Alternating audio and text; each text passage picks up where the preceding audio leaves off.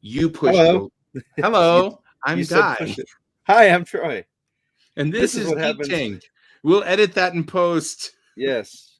Push the red button, but not yet. Oh, Right? oops. Okay, so to explain what I was just saying to Troy off air, we have this big button up there that says start broadcast. And what happens is we roll our opening credits and it mutes all of our microphones, so we can't talk to each other anymore. And so what I have noticed is a couple of times we both hit the start broadcast button. So it starts the broadcast and ends the broadcast. So then I noticed that and I have to hit the start broadcast button again. So I was just telling him, you push the start broadcast button so that we just make the decisions so that we don't Yeah, have to worry but I about it interpreted it as he wanted me to push the start broadcast button. right now.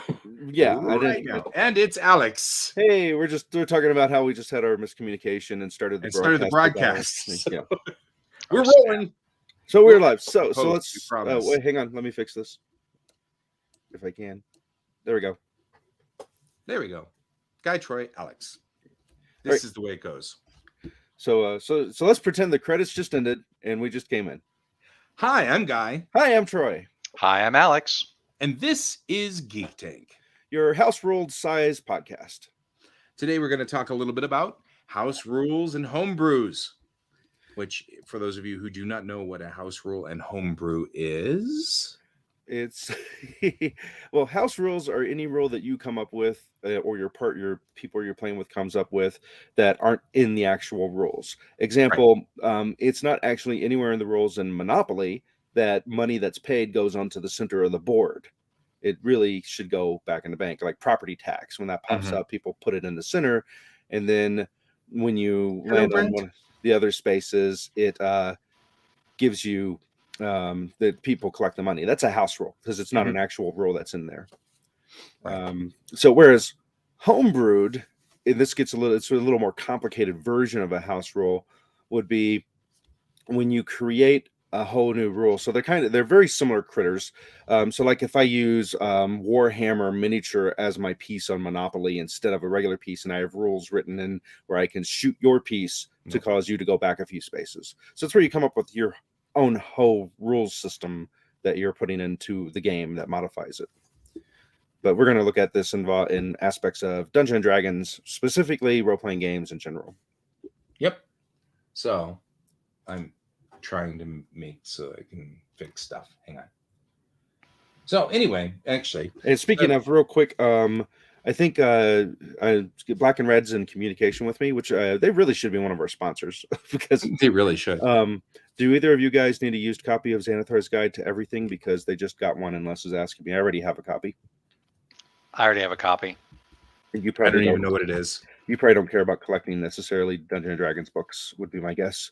Not unless it's got random generators in it. Yeah, like I love the old 2.0 Dungeon Master Guide, because that old 2.0 Dungeon Master Guide has like a whole bunch of just how to just randomly roll up a dungeon with bad guys, with motivations. It's actually really cool.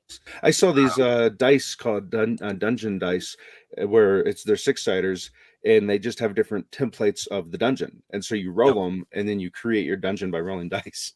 I've thought about that too. You get that, and then you just take your camera and take a picture of it and then just trace over the whole thing, and it'd be so much fun. I don't know why I find that to be fun. I'm sure everybody else finds that to be tedious and boring, and I would be happy as a clam because I'm broken, and I get that. Well, most role-playing games, not all, like Lasers and Fillings, I think would be a good example of that, and Dread would be an excellent example of that, are games that require way more skill than randomness. Right. And when it comes down to running role-playing games like Dungeons and Dragons, it really does depend on, are you following the rules to the letter, or as they say, rules as written, or are you doing more of the spirit of the rules, so not making you roll for every attack. Like if you were attacking, if you're like you guys are level 6 now, if I was having you guys attack their lowest level, which would be a 0 or a 1/4 level critter thingy, I might roll. You don't need to roll your dice for that. You just hit them because you're so far above the scale better than. But rules as written, you're supposed to roll that die. Right. And it does kind of make you wonder, Wonder what? Well, about the should we do rules? Well, that should be our first question. Do you do rules as written? And what do you do when you have people who are rules as written people and then people who are complete homebrew nuts? That becomes the This is next when you question. have the session zero, which I'm finding out is Critical. something a lot of people don't know about. Yep. So let's start with well, session well, zero. I should say I've been reading a lot of Facebook group stuff because I'm not on Reddit so much, and I'm surprised at the number of people will present a problem, and that problem should have been solved at session zero. So the suggestion or my question usually is like, well, was this covered when you got together before the game for session zero? And then it's the questions, what's session zero? So I'm surprised at how many people have responded to that are part of a D&D community type thing, because it seems I think all three of us were doing session zeros before we knew they were called session zeros. Right. And it's just where you have a conversation with the group that you're going to be playing with and find out what everybody wants to do. I've never done them to the detailed length of asking specific questions related to hey, there might be a villain in this that takes away agency of people, including kids, and does really evil things to them. Should I tone that villain down because people will be uncomfortable with a villain like that as part of the storyline? I've never explored that aspect because I guess I'm inconsiderate. I don't know. But why is this? I have a story concept in mind, and if I have a villain, I'm going to make that villain degrees of evil, and if I'm making him as evil as possible and as selfish as possible, that means certain actions are going to be on the table for what that villain's going to do. Right. But it's having read more about session zeros, I've changed my mind about that I really need to find out, how far is the group cool with going there? I'm going to Example. pause. Uh-huh. I was going to say, No. I'm going to pause you real quick and ask, because Alex has not said a word this entire time. He's being very patient and very, very polite and not saying anything. And I'm wondering if he has something to say about session zero. And please jump in if you're in that situation. Interrupt us. Oh, haha. Okay, so yeah, no, session zero is really important. Like really important.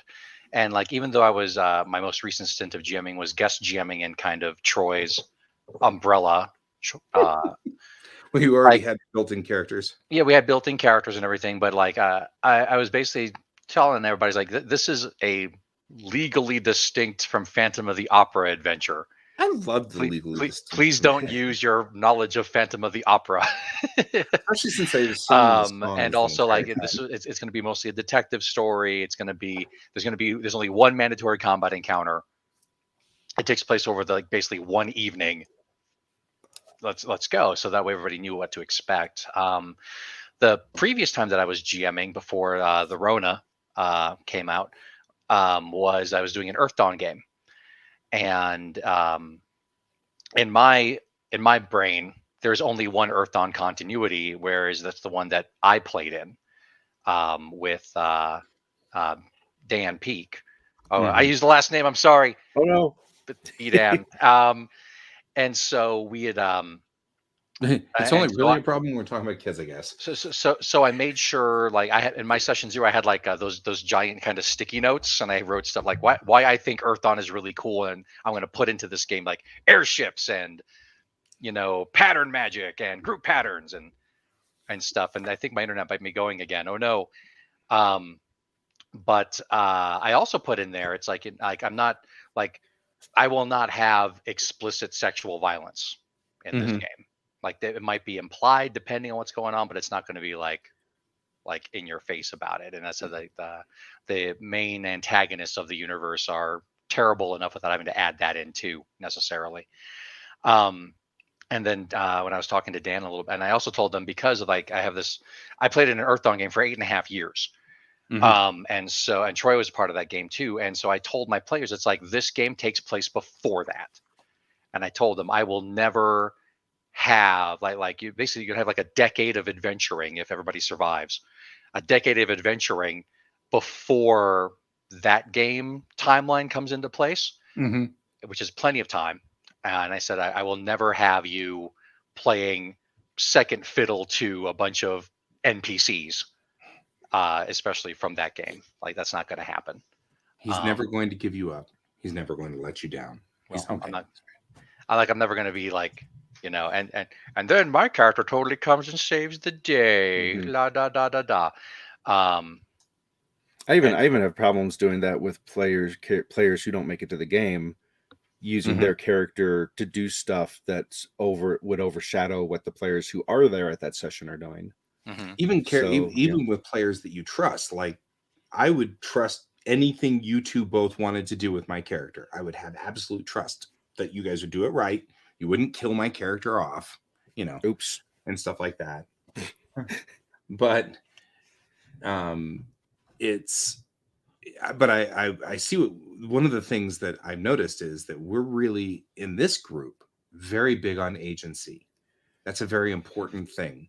And it has always been so. I mean, well, I guess not always. I'm sure that we sucked at it in junior high and high school when we were all playing. But I've noticed that as long as this group's been playing together, which is coming up on multiple decades at this point in time, we've been very big on agency and giving each other agency, giving the characters agency. That's the thing I'm noticing as an evolution that's happened in our group is now we give our characters agency. It's one thing to say, Alex, I don't want to tell your character what to do. It's another thing to say, gosh, I don't think Gerard's going to do this. You know what I mean? Like Alex is like, I want to do, oh, I can't do that. Gerard would never do that. You know what I mean? Like that's becoming a different thing. It's a whole different level now that we are actually giving our own characters their agency. It's a thing where they won't do this thing. That's just good role playing. It is, but it also is an interesting evolution, I've noticed, because it's not just you playing your character correctly is good role playing. Mm-hmm. The GM and other players knowing that the character wouldn't do X and therefore won't do that to the character. That's a different level. Mm-hmm. You know what I mean? Like there are things that like we had a big character moment for Gerard in the last game. And now all the characters are shifting. And I'm noticing everybody is shifting how they're trying to address the character, how they're trying to interact with the character. Except like one, because one already had a problem interacting with Gerard, regardless of what gender Gerard is. Right. It's like, nah, we're good.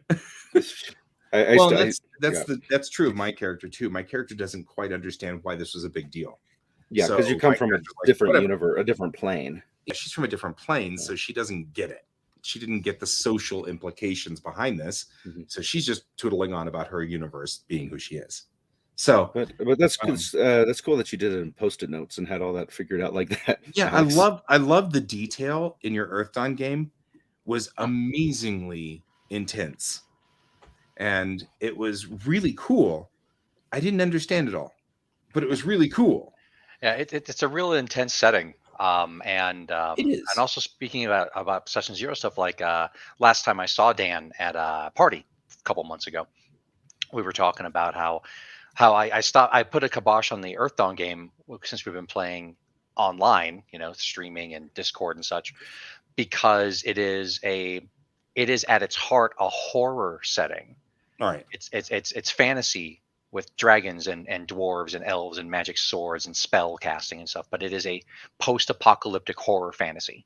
Mm-hmm. And so I felt that it was already difficult enough to try to do horror in person than to try to do horror with everybody in their own gaming spaces and getting up to have to get Mountain Dew and nachos and such. And so Dan actually said something really interesting, is that during his horror session zeros, he says, you have to be willing to be scared if you're playing any kind of horror game, because you can't scare somebody sitting around a table with their friends if they don't want to be scared. Right.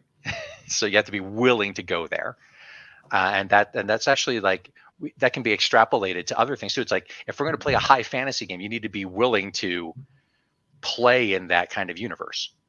If you're kind of like, oh, this Tolkien-esque stuff is just too much, I would rather be playing like Fritz Lieber style kind of thing. It's like you need to be willing to go there for that. With the Ravenloft-like setting, Ravenloft is much more that gothic horror and that kind of like almost 18th century literary horror, and Strahd himself I would call Strahd like a Byronic hero. As opposed to an ironic hero. No, Byronic, like Byron. And yeah, I'm just being obnoxious. And I know, I get it, but no, like in Earth Dawn, to give a little bit more of the setting, it's that everybody in the regular game has come out of basically in Fallout the vaults, and so everybody has been weathering this magical apocalypse. And as they come out from the vaults, of course, the world has changed in all sorts of different ways, and some other people have already come out and started reestablishing societies and cultures. And so you have to navigate that, but also the things that cause the magical apocalypse, or like symptoms of the magical apocalypse, are still around. These very powerful beings. So it's like I said, it's post-apocalyptic horror as opposed to like a gothic horror or something like that. Of course, you can, depending on what you want to do with it, you can always make some gothic horror elements or some body horror elements and such like that with it. Yeah, that's the interesting thing as Earthdawn as a horror playground is you can adapt the things that you personally love about horror as a GM into what parts you want to put into Earthdawn, because Earthdawn can pretty much take all of the horror aspects, everything from like I think of The Thing often when I think of Earthdawn style horror. And also, if you remove all the humor, Freddy's an excellent example of the kind of creature you can encounter because it feeds off of your fear type thing. And I even introduced a slight element of Earthdawn style horror with the one critter you guys encountered in the basement at that one place, because it's all about manipulating your mind. Yeah. And that's also that thing that I have there is a homebrew, because I took what they brought us back around. Good job. Yeah, thank you. But it provided me with a creature that I thought was really bland and made no reason for being there. So I came around to like, well, I want a reason for it to be there. And when I figured out my reason for it, then I realized, oh, that can give me the opportunity now to make it more of a challenge, because you were supposed to encounter it at like level 2 or 3. and at this point, if you go down, you just like you get handed a pink slip and it's like, you're evicted, get out of here. Right. so I'm like, now that I have this really cool origin story for it, I can now justify and make it more of a real challenge for the group. So that's that thing there is homebrewed. And I've only told like one other stranger about it, because they were asking people for suggestions on Phandalin, and I was explaining how my it's not a bad scenario. It's just it's not detailed into motivations of the characters they write into it. So I was saying you really need to do that. Go ahead. I was just going to say, Donald asked if the party was evil in that campaign or good trying to survive, and I think that in all Earthdawn campaigns, you are generally speaking good trying to survive. Well, that becomes another thing with Session 0 too. Is like, what kind of party do you want to be playing? And so, in the Earthdawn game that I was GMing, there were secrets that I don't wish to reveal, because I want to come back to it. Yep. But for the most part, the characters were basically decent people trying to survive. And in the epic game that we played, our characters were definitely on the side of good. And we went from basically first level to epic levels.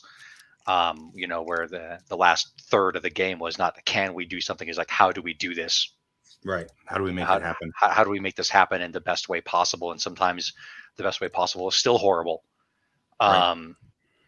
And so, but with Earthdawn, there is no alignment system. There's no good or evil scale, no chaotic, no lawful scale. And so it's all about your decisions and how the GM kind of goes with them. Yep. That's a homebrew thing too. Like for me, D&D is the only game system that I've played that has alignments. For the most part, you are who you are, and your actions in the game shows what kind of person your character is. And you're either going to develop a reputation with the NPCs for doing good things or bad things, and also with your party. I only follow alignments ever so slightly in D&D as a house rule for myself. Right. But for when someone else takes over and runs it, I've left it in there because what we're doing is like a shared GM universe. So if someone wants to run, they can run without everybody having to make all new characters and start a whole new What plot. I'm going to do. But because it's there, it's like this was right off the bat our first session. You guys encountered this. Goblins, I believe. I'm not positive, but I think they have to be evil or something like that. I think they might have changed it at some point, but I laughed because I made a paladin. Right. So I had my goblins, not necessarily the evil that there's no question they have to all be killed. I gave them actual reasons to be alive, and it's this and I think it's what you do with as a player with your alignment is really a player choice. And that's a session 0 thing you should find out. So you could say, I want to play the kind of character that for no reason at all lets anybody get away with breaking the laws. I'm going to be that kind of paladin, as opposed to a paladin who interprets it as they want to interpret it. And then the GM can say, sorry, we have a rogue. You can't play that kind of paladin. Either play a different attituded paladin or drop that idea of playing someone who is rigid by the law. Right.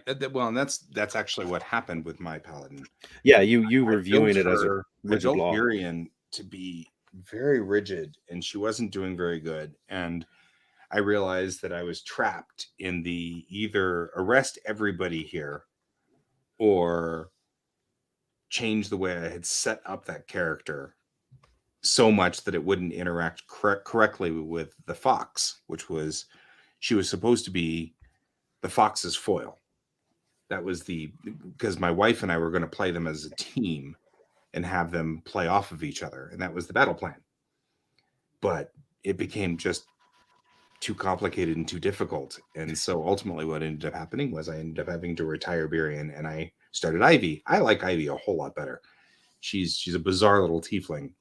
And I just to use this to rabbit hole, years ago, Tara and I were playing Neverwinter Nights, the video game. And they actually have it built into that system that if you're aligned with a party, or I'm sorry, if you're part of a party and you do something that would affect any of the other party's alignment, it affects it.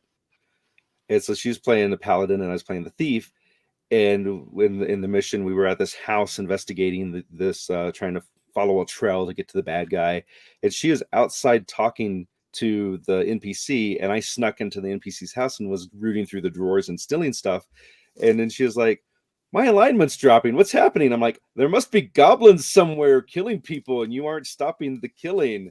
And she played along, of course, because that's the fun part is the role playing. It's like, quick, come out. We have to go find the goblins. Like, I'll be there in a minute. I'm using the bathroom. My alignment's still dropping. Well, they're still killing people. But yeah, it has to be one of those things that if you want that dynamic, you really have to think ahead of the aspect. And if you didn't know me and it was a new GM, that would be a question for them, because there probably are rules as written in the book that if you are working with a thief and you're good, it might mess with your alignment. Right.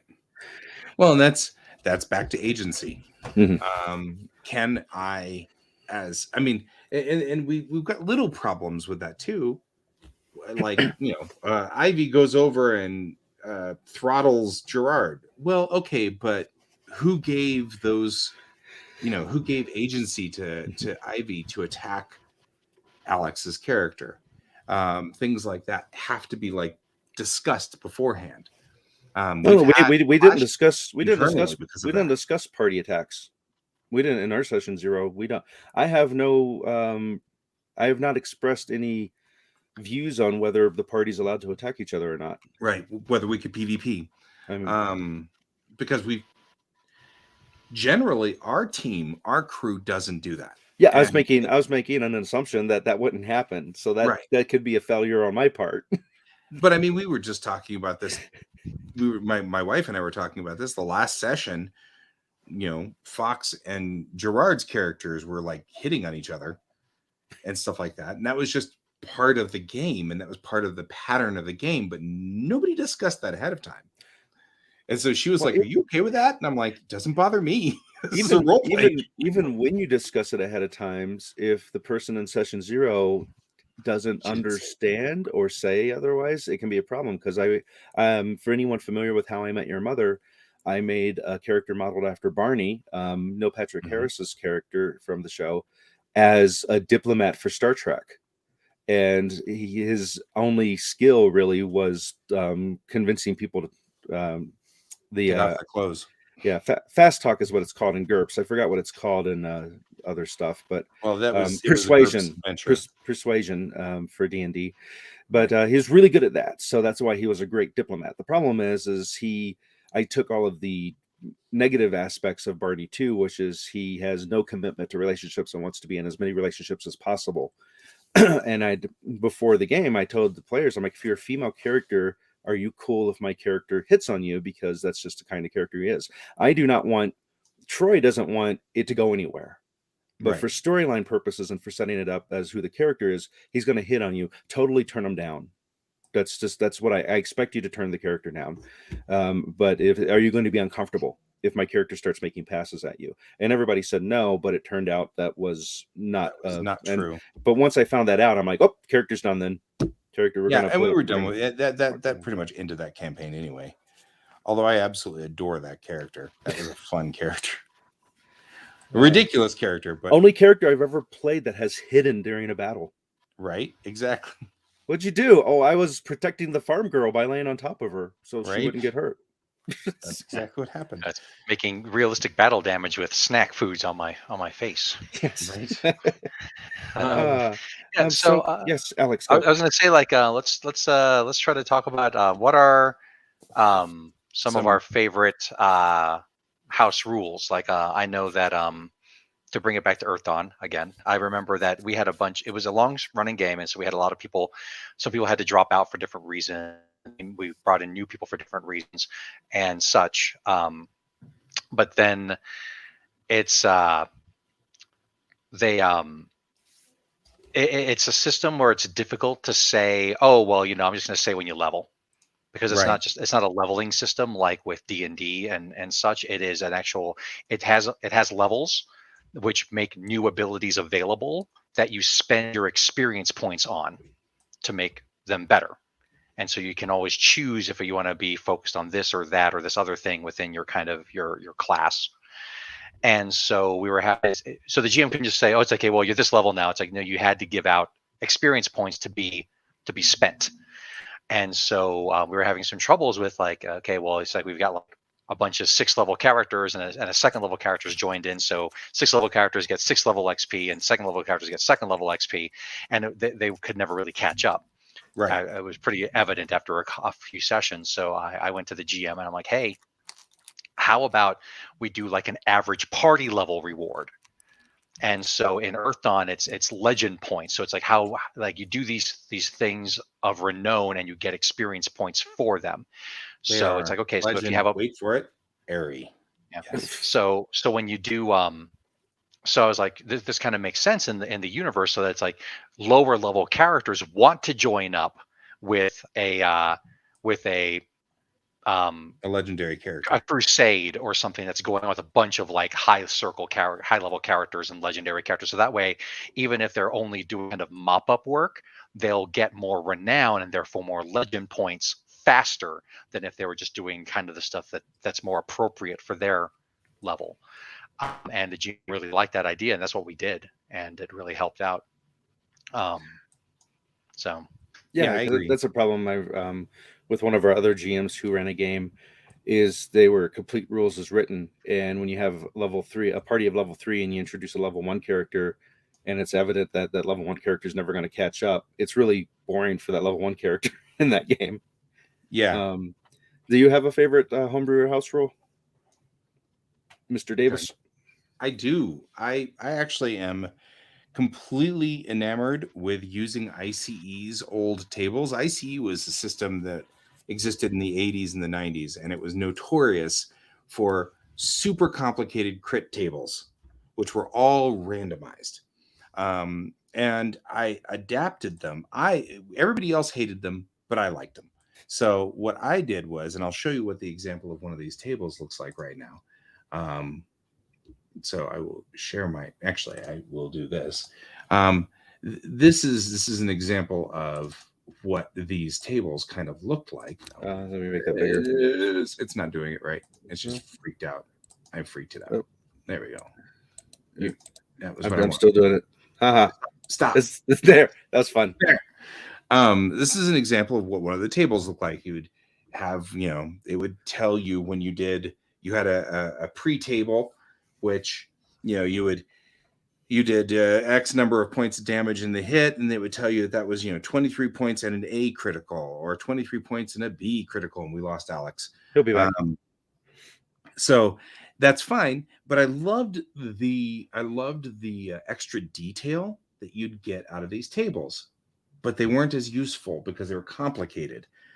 So what I did was I made a modified version of it, which uses just a simplified 20 along the top and then a percentile on the left side. And I can still use the table, but all I have to do is throw 3 dice, a 20 and a 10 and 2 10-siders. Mm-hmm. And then I can get the same criticals out of it. And I've got them for everything in here. So like these are the burn tables, these are the acid tables and stuff like that. And so I'm going through and doing all the rest of the tables, prepping up for my version of the game when it comes up, but it just gives an extra detail to it. So it gives sort of it's sort of like what Mercer does in his games, where he says, tell me what happens. You just rolled an actual 20. Tell me what happens. Right. Then the player gets to use their own creativity to describe it. Right. I like that. I like that aspect. Yeah, you'd rather just I don't like to do that myself as the GM. So if you blow up a goblin, I don't like to sit there and go, okay, so your strike hits the goblin. You know what I mean? I don't. It's too complicated. I like Mercer's thing because he puts the onus on the other player, and then the player can then say, "I do the double damage that the rules say," and just leave it at that. Or they can go into the details if they want.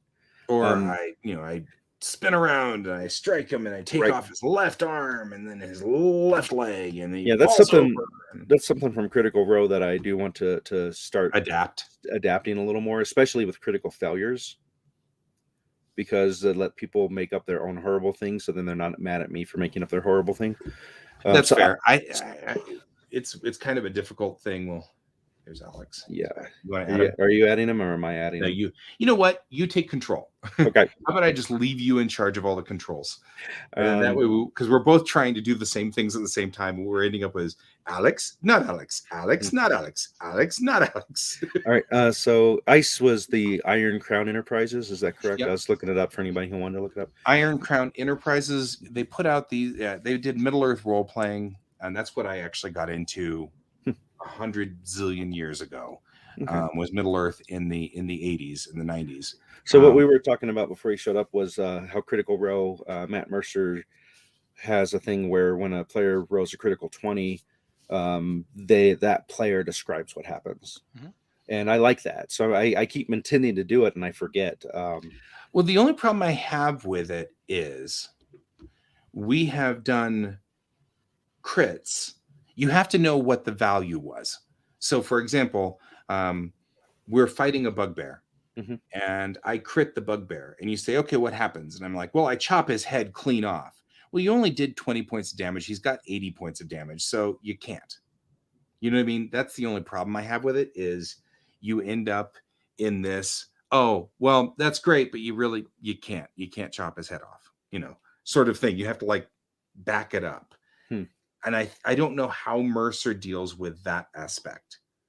Like it seems like I've not everybody nearly enough Critical Role to know. Yeah, they have to be planning that ahead of time, or depending on the encounter, if it only had like 10 hit points, you might just let it slide. He might be fudging the hit points. I mean, as a GM, you might let it slide. Fudging, there's a house rule. But before I get to that rule, my favorite homebrew rule that I came up with that I think only I like is in GURPS. This is one that I only I like, by the way. Yeah, in GURPS, my favorite system's GURPS, and particularly Black Ops. I really like that world where everybody's playing badass Men in Black type characters going around fighting supernatural stuff. I wanted to emulate the effect of where, like, when Bruce Lee in a fighting movie will punch one guy 10 times while back kicking another guy before anybody else gets to do anything. And I'm like, well, how do I do that without just giving someone 1,000 attacks? So I came up with a depreciating initiative. So everybody would still roll initiative as usual, but depending on what action you took would depend on what die you rolled. And so simple actions would be a D4. A normal action would be a D6, more complex would be like a D8, and then a really complex would be like a D10. And so when you punch somebody, you roll a D6, and you minus that from whatever your initiative is. And then it keeps going until you hit whoever's is at the next initiative. So if you roll high enough on initiative, you get a chance to do a lot of stuff before anybody does anything. It's complex as hell, and it does make combat. It makes combat a little more difficult to digest, but it really didn't make combat too much longer because people were taking other people out so quickly. In that, right? Makes sense. But I really liked the idea I came up. It was still clunky and could use more streamlining, but it allowed for people who had fast draw and fast reload to empty their gun and reload it before someone else got to act, and that kind of stuff. So Donald is saying over here, called shots have to be stated before rolls as difficulty changes for complex crits. And that's part of the problem that I wonder how Mercer handles it. Because I mean, it does seem to be sort of, I take out my sword and I strike at the bugbear. Oh, well, look, it's a natural 20. Oh, that's great. That's double damage. And then Mercer will say, what happens? And maybe he's only offering that once it's dead. Because I haven't watched the show. I don't know. That might be true. Yeah, there may be crits where he doesn't offer. No, because he's done crits where it just chopped off his arm or something. Maybe, well, I'll have to listen to it. I like to listen to Critical Role while working, and this week I'm on an intense deadline, so I'm going to listen. Are there called shots in Dungeons and Dragons? Because I don't know the rules well enough. There aren't called shots. This is his house rule. Okay. Oh, okay. All right. We should do our little thing for our advertisers, our sponsors. Okay, everybody ready? Here we go. Let me get the banner up for this. Geek Tank is sponsored by Kieran Games, Geekway Homes, and your mom. And Alex is frozen. I thought he was. he Alex rode is having real his internet rode really low on the initiative chart. Yeah. So I was going to mention, and your mom, says Brent. Brent joined in. Yay! Thanks, Brent. But yeah, I mean, it's like that's a thing. That's a thing. I mean, called shots are a thing, and it makes the game more interesting. One of the problems with most rule systems that I find is that they don't allow for, things like dealing with called shots. I want to. GURPS does. Well, yeah, but I mean, like a lot of combat systems don't. Well, ICE does. Yeah. I think the reason is, of course, you have to go through 27 tables in order to make it work. So there is kind of ICE does do it, but it is complicated and everybody hates it, except me because I'm broken. I think people acknowledge combat takes up a lot of time, and a lot of these things that have been removed, like called shots, and that is an attempt to try to streamline combat to make it not dominate the game. I absolutely agree. I think that's exactly what's going on. Is the game gets so clunky and difficult to handle because of the called shots and things like that, or not called shots, but just because of the combat itself. That's why we got rid of THAC0. I mean, really, honestly, THAC0 is such a.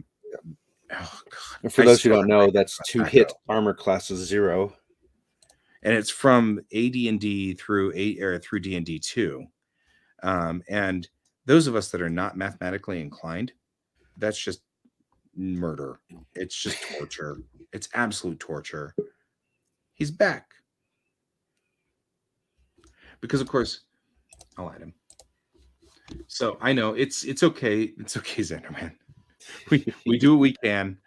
We were just no game system in house ruling is complete without THACO. So that's what THACO looks like. I forgot how to calculate THACO. Don't know. I can't look at my that. brain. I archived that. I don't want to retrieve it. No. It's not a retrieval.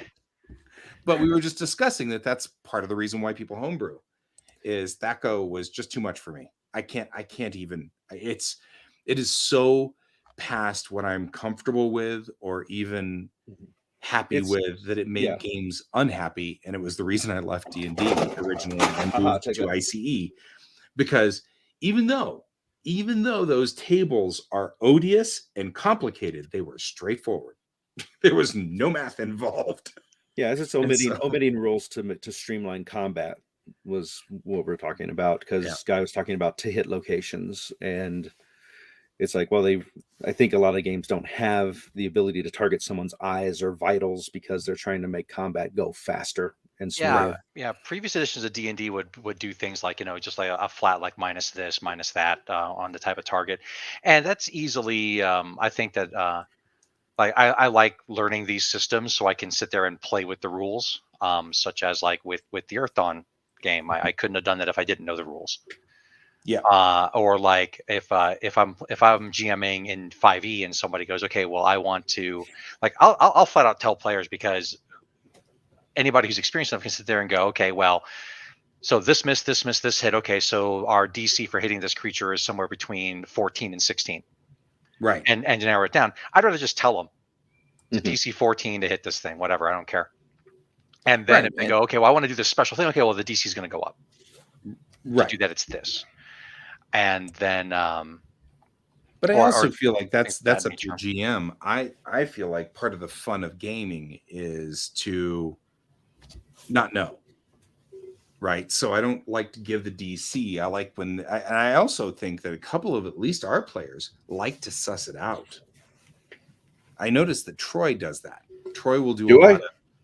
Yeah, you do. I don't know whether you like to or not, but you'll sit there and go, I does a 15 hit, and I'll say no. Okay, so it's more than 15. I think you're misreading me, but that's okay. Well, no, I'm not misreading you. I'm just saying that I don't know whether you like it or not, but you say things. So I've assumed that you are at least copacetic with it. Yeah, after the first couple of rounds, like, especially if it's depending on the game, like make it a mystery. But after the first couple of rounds, hand wave it. I mean, we got so many people in the party; they're going to figure it out. I know that with me, it's one of those. I like to give the GM more agency than I think a lot of players do, because there are a set of rules, and so I get why people want to hold the GM to rules. But to me, the GM's a storyteller, and if my 15 hit last turn and my 15 didn't hit this turn, something else. Rules as written, the GM has now either had to come up with something to alter the rules, or storyline wise, the GM's just decided this is how this is going to go. And I try to row with that. I really try not to judge the GM type thing.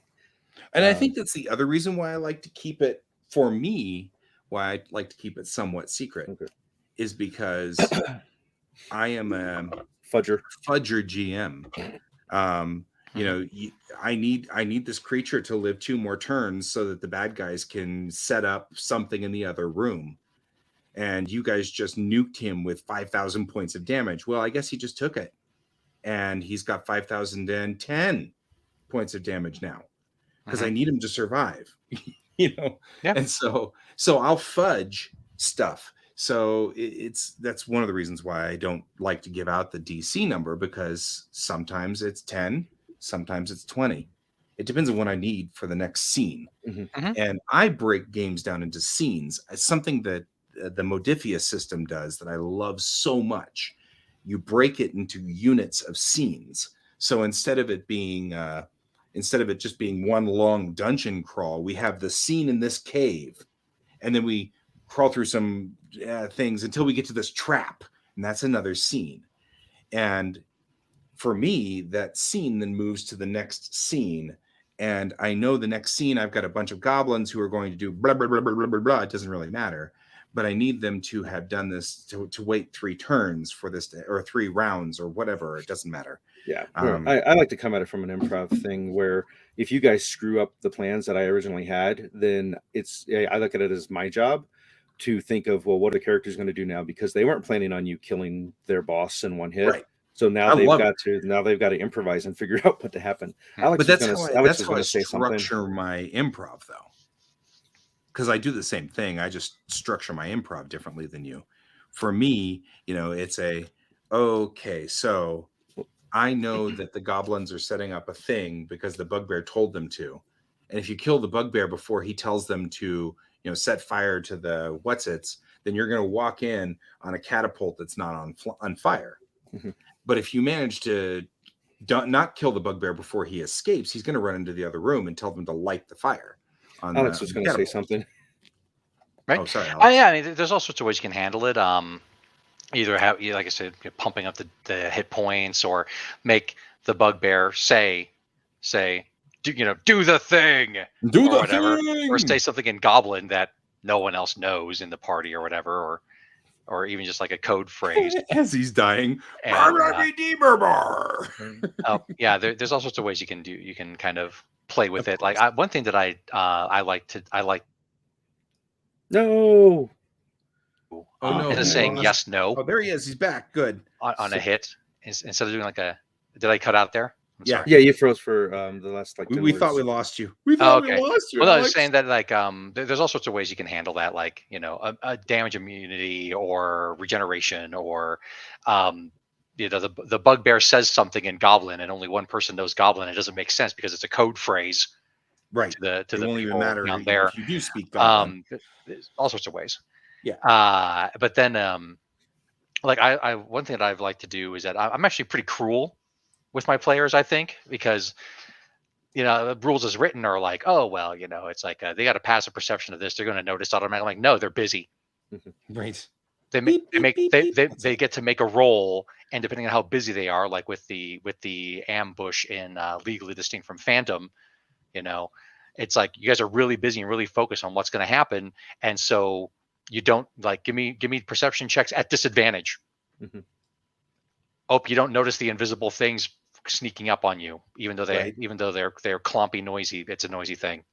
Too bad. Yeah, it does end up in situations where if you want to ever have someone sneak up on somebody, you either need to make them a master ninja or house rule or homebrew. For example, the cleric, because perception's done by wisdom, and there's a cleric in the group, I believe the passive wisdom of the cleric is possibly over 20, if not like extremely close, like 18 or 19. Yeah, they take a feat as well to increase that. Right. So going off of rules as written for passive perception, it's going to be nearly impossible to not spot something or they're always going to be the one who spots it before anybody else in the group. If you play rules as written, you just either got to accept that as the storyteller, or you've got to adapt the situation, like you're saying, like, well, now everybody has to do it with disadvantage.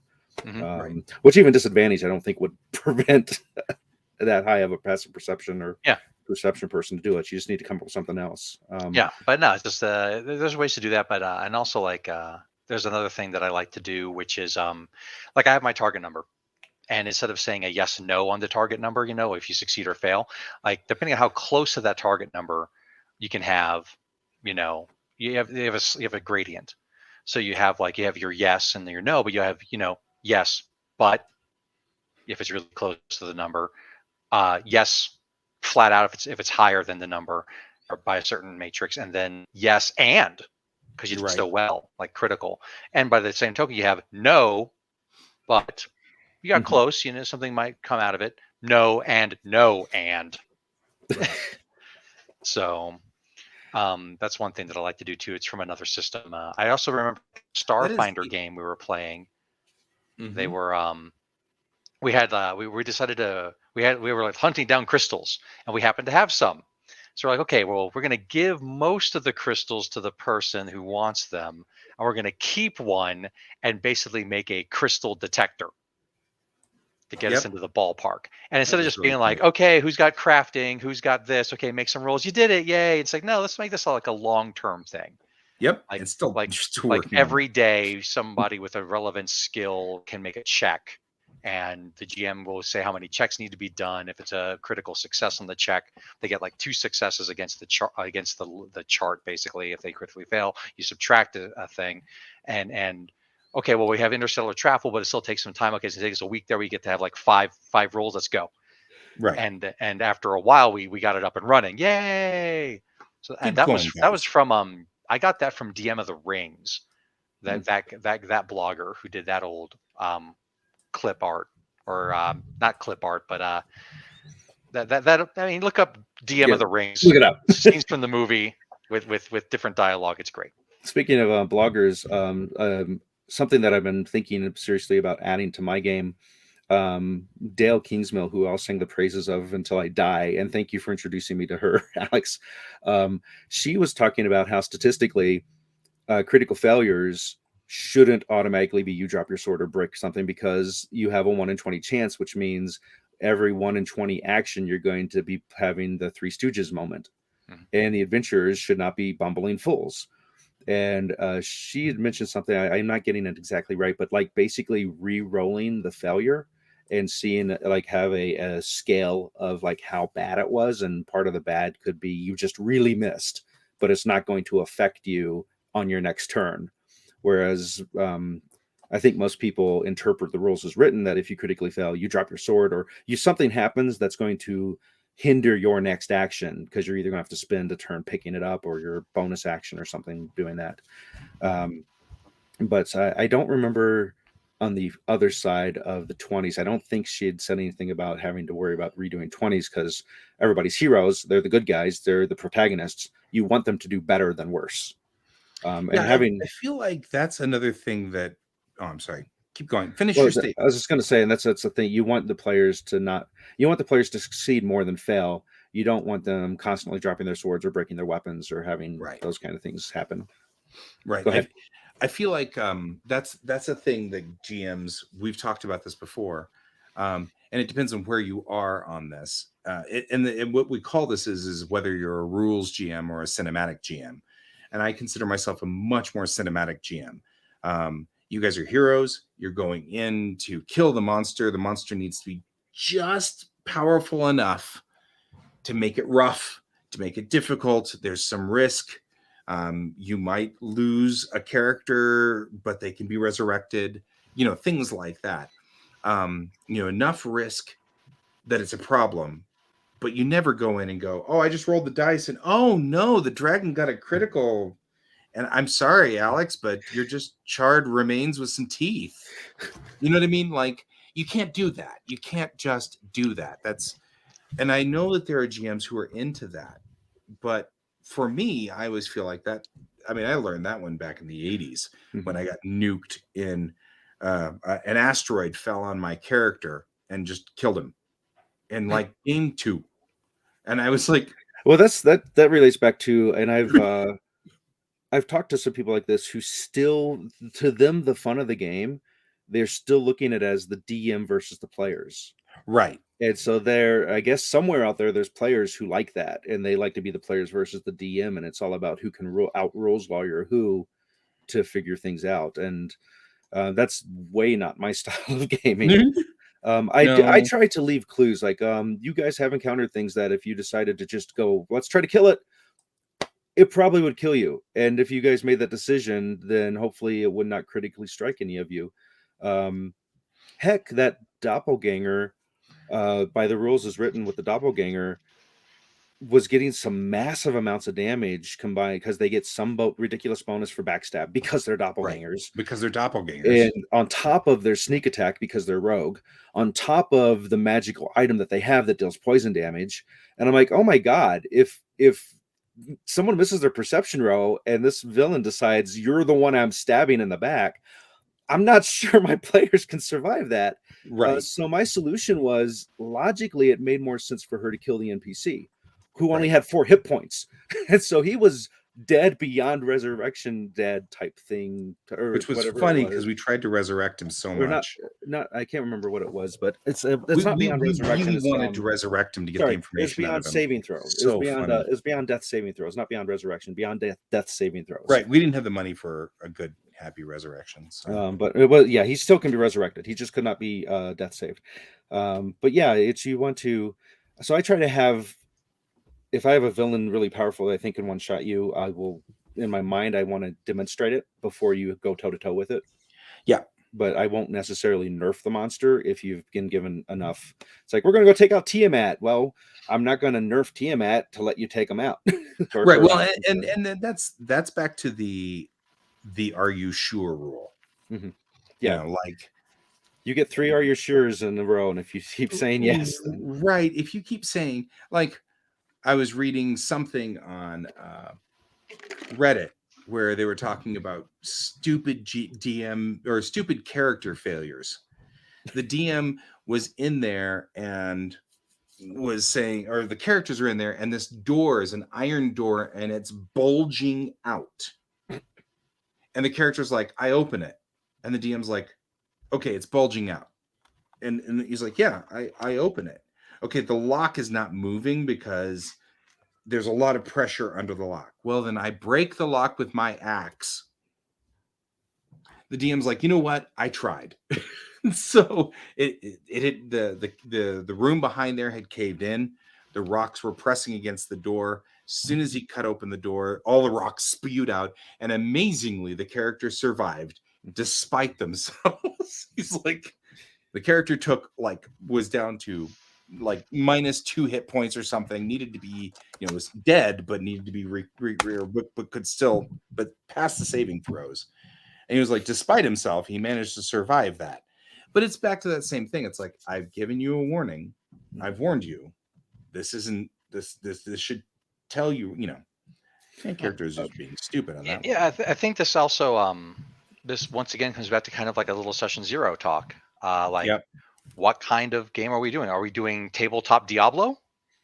Right. Or are we doing like a heavy cinematic or such, and of course, like different, like I love to learn the rules so I know which rules to bend and which ones to break, as a player and as a GM, honestly. But then when it comes to like in my session 0 for the Earth Dawn game, I said, I'm not going to kill off your characters just cause in this early part. None of you have played Earth Dawn. It's a strange, dangerous world. We're going to do this. And I said, world. But it's like there is a place in the main setting, which is, for lack of a better term, is kind of like Diablo. Right. And there's lots of treasures and such, and everybody knows about it, but it's extraordinarily dangerous. And I said, you will know the gloves have come off when I send you there. Right. I still don't want to sit there and basically like kill you outright. I want your character deaths to be meaningful. And even if that meaning is just like, gosh, that was really cool. Right. But I don't want to just be like, rocks fall, you die. You opened the wrong door. You're dead. So yeah, it's interesting. I mean, we've talked about, I guess, really kind of covered more DM rules than we did. So, by the way, is that par length? Yes, that is par length. Okay, I thought that's what you were. Troy is like, what was the really dangerous place we went to a few times? Yeah, so we got a little house there where we kept our goldfish. So we kind of went off target, but this actually turned out to be kind of cool. I was going to mention something when I was looking up homebrew stuff. A rule that I think I'm going to use is rules as written, death saves the player rows. And so the player, for those unfamiliar who are listening to the podcast, in D&D, when your character hits 0 hit points or less, as long as you haven't doubled your maximum starting hit points in the hit, you're not dead. You're just mostly dead. Right. and you have to make you're going to roll a d20, and you have a slightly better than 50 chance, if I remember correctly, of getting a success or a failure. And you're going to roll until you get either 3 successes or 3 failures, 1 roll each turn. So it could be really dramatic where you get 2 successes and 2 failures, and then this next row is going to decide whether you're dead or not. Or you could just hit all 3 failures and be dead, or all 3 successes. What I like is I was reading about how death saves are done only by the GM in secret. and it creates a suspense of like you don't know how close you are to being dead now. Right. You could be Um, dead any minute now. I love that you froze on the thumb up. He froze at just the right moment. I'm gonna have to take a picture of that. All right. Poor Alex. Yeah. Okay. All right. He can use it as his driver's license picture. Photo right there. Well, we will We'll close stall. on that. I was going to say we could stall for him to come back and say bye. He might be trying We to get probably back should here. stall at least until he can come back and say goodbye. Or we could just say that we all end on. Yep. Oh well, we have our regulars here. Why don't we ask them if they would have a topic they'd like for us to tackle for next week? Yeah. Hey, that's a good point. Hey, Donald, Brent, do you have something you'd wish we always wished we would talk about? Since you guys are routinely here. No, there's my pen. If you have a topic you'd like us to discuss, because I'm not. I'm actually going to ask Alex if I can today skip our walk because I'm just really engrossed in what I'm doing, and I really want to finish getting this stuff set up before. I promised to do 4 pages of comic this week, but I'm missing like pieces of my backgrounds, so I need to go swipe them from Calvin and Hobbes. Yep, that's exactly what I was going to do. Photocopy them. I think Calvin and Hobbes made that joke. So, anyway, do you guys have a? They're thinking. A topic. They're like, why are you putting us on the spotlight? Yeah. Because we love you guys and stuff. See, January, February, March, coming into March. We'll talk about March Madness and basketball because we're so on top of that. That's definitely a thing that we're so knowledgeable on. Person by name. Okay. So I guess Brent needs you to message because he has something, but he doesn't want to call someone out, which is fair. Okay. That works. All right. So. And then Donald is why has Buck Rogers' universe kind of died compared to Star Wars, Star Trek? Oh, that's a good why one. Why have some franchises petered out? Yeah, but specifically Buck Rogers versus Star Wars, Star Trek, and Galactica, especially since Buck Rogers got a fascinating reboot and update in the 70s, which we don't look at now as that way, but deals with cosplay and OnlyFans. Oh gosh, I was just having a discussion about PayPal. So when you say deals, does that mean like making deals, or like what is the deal with? I would like to at some point in time, because this came up as a topic, about because my comic has nudity in it. There he is. There we go. Because my comic does have nudity in it, but it's non-sexual, I have been told by Webtoons that I'm not allowed to censor it. I'm supposed to make it look like it's part of the artwork. So if they're in the shower, you have to put convenient steam in all the right areas and stuff like that, which makes me feel like I'm complacent to it. Like I agree with this, and it irritates me. We were talking about, though, because Kevin had brought up why don't you just put yours on one of the more X-rated comic sites? Because there's a lot of them out there. And I said, because you can't actually use PayPal with it. And he's like, what?